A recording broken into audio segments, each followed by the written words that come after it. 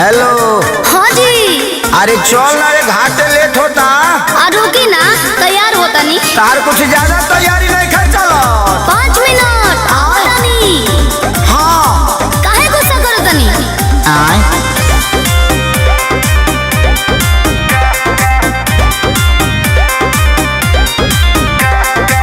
Powder cream लगा ले दे, तोले साव झमका ले।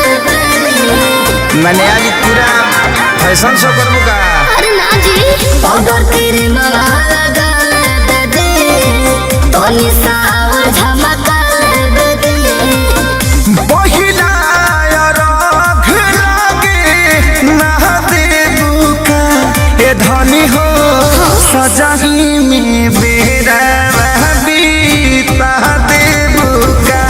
ए भाभी हो सजे में बेरा बीता देबू का। अरे सब लोग आइल, चल रे। रुकी ना, चलते न बनी।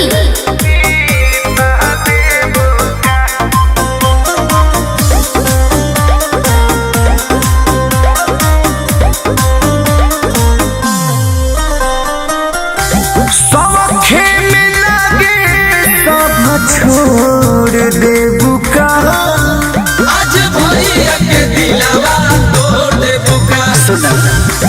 घर ही बुझाता कोई भोर देबू का। बारू कल बारू तो शीशा में शीशा तोड़ देबू का। 5 मिनट बाबू। 5 मिनट तो तारो रात नहीं के हो। इहे रहो न राउर लागे लबारो, सोच के ना जाए बसे काय तो होई ना।